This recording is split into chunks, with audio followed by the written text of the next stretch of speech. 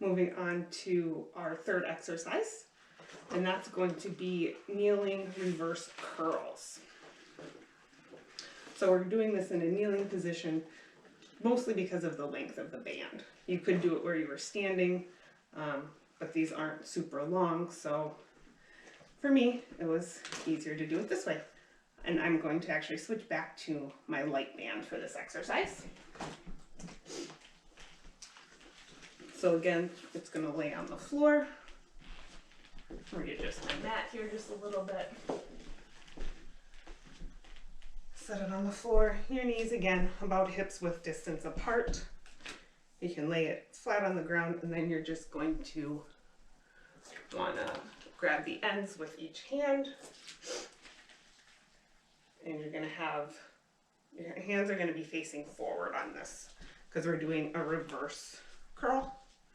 So a typical curl you would think of as going like this. So your palm is facing forward. We're grabbing the band with our palms facing backwards. Just gets a little different activation and a little easier with these bands. But this exercise can be done in both ways. So feel free to change it up and adjust it as you feel necessary. So we'll just stand, kneeling, I guess.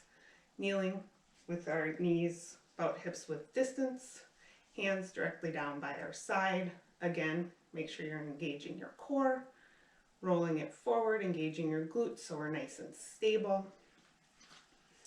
And then we will just move up, bending at the elbows, keeping them tight against your body. So it's just bending and releasing. And make sure through the whole motion you're controlled, stable. That is the most important thing. We want to make sure we're not getting injured and unstable in any of the movements that we're doing.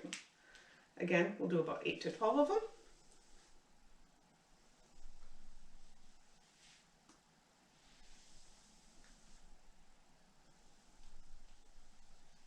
And if the band's too much resistance, you can choke up on it, so farther out to the sides and do it.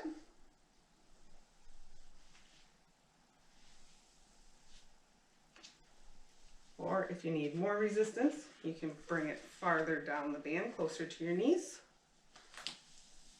and lifting up.